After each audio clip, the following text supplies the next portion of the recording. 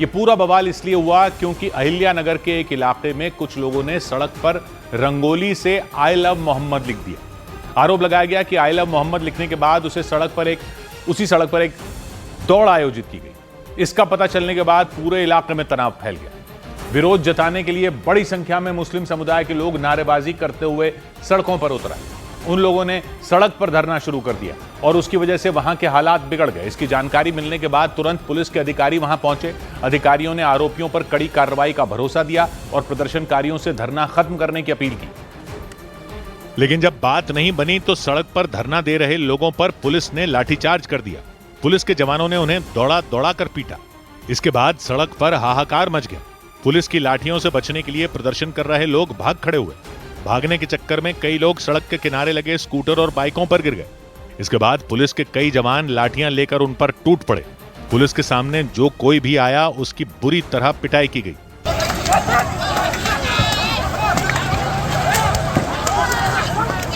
Police ने काफी देर तक सड़क पर प्रदर्शन कर रहे लोगों पर लाठियां भांजी। कई लोग पुलिस की मार से घायल हो गए। चंद मिनटों के अंदर ही पुलिस ने पूरी सड़क को खाली करवा लिया।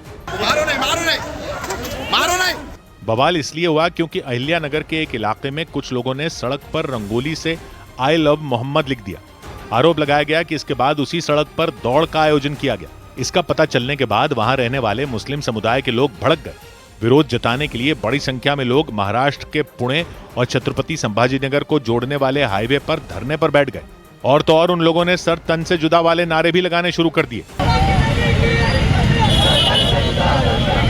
जैम लगने पर पुलिस अधिकारियों ने प्रदर्शनकारियों को समझाने की कोशिश की, लेकिन उनके नहीं मानने पर पुलिस ने उन पर लाठियां बरसा दी। इस घटना की वजह से वहां तनाव फैल गया, जिसके बाद पूरे इलाके को छावनी में बदल दिया गया। और इस सब के बीच उत्तर प्रदेश के बरेली में आई लव मोहम्मद विवाद को लेकर प्रशासन ने कड़ी कार्रवाई की तैयारी कर ली। वहां नगर निगम ने सिविल लाइंस इलाके में मौजूद नोवेल्टी प्लाजा नाम के शॉपिंग कॉम्प्लेक्स को अवैध बताते हुए सभी दुकानदारों को अपनी दुकानें खाली करने का आदेश दे दिया। नोवेल्टी प्लाजा की ऊपरी मंजिल पर ही आईएमसी यानी इत्तेहाद मिल्लत काउंसिल का दफ्तर मौजूद है, जिसके मुखिया तौकीर रजा हैं। तौकीर रजा पर ही बरेली में 26 सितंबर को हिंसा भड़काने का आरोप लगाया गया था। पुलिस के मुताबिक उस दिन जुमे की नमाज के बाद आई लव मोहम्मद नाम के पोस्टर के साथ भारी संख्या में मुस्लिम समुदाय के लोग सड़कों पर उतर आए थे। पुलिस ने बताया कि प्रदर्शनकारियों ने नारेबाजी की थी, बैरिकेडिंग तोड़ दी थी और पुलिस टीम पर हमला कर दिया था। हालात संभालने के लिए पुलिस को लाठीचार्ज करना पड़ा था। पुलिस ने बताया कि हिंसा में 22 पुलिसकर्मी और 40 से ज्यादा लोग घायल हो गए थे। पुलिस ने मौलाना तौकीर रजा समेत कई लोगों के खिलाफ केस दर्ज कर गिरफ्तारी शुरू कर दी। पुलिस की तरफ से दर्ज एफआईआर के मुताबिक मौलाना तौकीर रजा ने ही उस दिन लोगों को भड़काया था। उनके खिलाफ पुलिस ने हिंसा की साजिश रचने का मामला दर्ज कर लिया। पुलिस के मुताबिक बरेली में भड़की हिंसा से करीब एक हफ्ते पहले ही इसकी प्लानिंग कर ली गई थी। पुलिस ने दावा किया, शुरुआती जांच में पता चला कि हिंसा के लिए बाहर से भी कुछ उपद्रवियों को बुलाया गया था। पुलिस के मुताबिक मौलाना तौकीर रजा के भड़काने के बाद उग्र भीड़ पुलिस वालों पर टूट पड़ी थी। भीड़ ने पुलिसकर्मियों पर अवैध हथियारों से फायरिंग की थी। पुलिस की लाठियां छीन ली गई थी और धारदार हथियारों और पेट्रोल बम से हमला किया गया था। हिंसा के बाद पुलिस ने तौकीर रजा समेत 8 लोगों को गिरफ्तार कर जेल भेज दिया था। पुलिस की कार्रवाई के साथ ही बरेली नगर निगम भी एक्शन में आ गया। नगर निगम ने हिंसा में शामिल लोगों और मौलाना तौकीर रजा के करीबियों की संपत्तियों की जांच शुरू कर दी। इसी कड़ी में नगर निगम की एक टीम सिविल लाइंस इलाके में पहुंची और वहां नोवेल्टी प्लाजा में मौजूद दुकानदारों को नोटिस थमा दिया। नोटिस में साफ शब्दों में लिखा गया कि नोवेल्टी प्लाजा अवैध तरीके से नगर निगम की जमीन पर बनवाया गया था। पुलिस के साथ पहुंचे नगर निगम के अफसरों ने सभी दुकानदारों को दुकानें तुरंत खाली करने का आदेश दे दिया।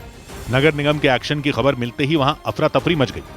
कई दुकानदार अपना सामान बोरे और गाड़ियों में भरकर वहां से ले जाते दिखे। ये सारी दुकानें यहाँ पर जो चला करती हैं वो पूरी तरह से अवैध हैं, ऐसा नगर निगम का आदेश है, जिसके बाद लोग यहाँ पर अपनी दुकानें समेट रहे हैं और यहाँ से वापस जाने की कोशिश कर रहे हैं। इस दौरान नोवेल्टी प्लाजा के साथ पूरे सिविल लाइंस इलाके में भारी संख्या में पुलिस वाले और सुरक्षा बल के जवान तैनात दिखाई दिए। देख सकते हैं भारी पुलिस बल यहाँ पर तैनात किया गया। आरआरएफ को इसलिए तैनात किया गया ताकि स्थिति कंट्रोल में रहे, किसी तरह का कोई विवाद यहाँ पर ना हो, क्योंकि ये सब कुछ तौकीर रजा से जुड़ी हुई प्रॉपर्टियां बताई जा रही हैं। नोवेल्टी प्लाजा की ऊपरी मंजिल पर मौलाना तौकीर रजा की पार्टी आईएमसी का दफ्तर भी मौजूद है। बताया गया कि उनके करीबी नदीम और नफीस दफ्तर का कामकाज देखते थे। पूरे मार्केट का किराया भी वही वसूल करते थे।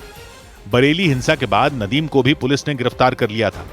दुकानदारों ने दावा किया कि जमीन नगर निगम की नहीं बल्कि वक्फ बोर्ड की है और वो किराया भी वक्फ बोर्ड को ही देते रहे हैं।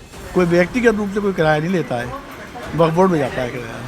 लेकिन नगर निगम के अफसरों के मुताबिक जमीन उनकी है और अगर दुकानें तय समय में नहीं खाली की गई तो उनके खिलाफ भी एक्शन लिया जा सकता है।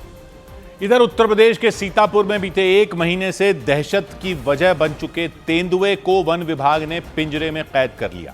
वन विभाग के मुताबिक खूंखार तेंदुए को पकड़ने के लिए बसौली नाम के गांव में काफी दिन पहले एक गौशाला के पास पिंजरा लगा दिया गया था, क्योंकि वो तेंदुआ उस गौशाला में घुसकर गायों और बछड़ों पर कई बार हमला कर चुका था।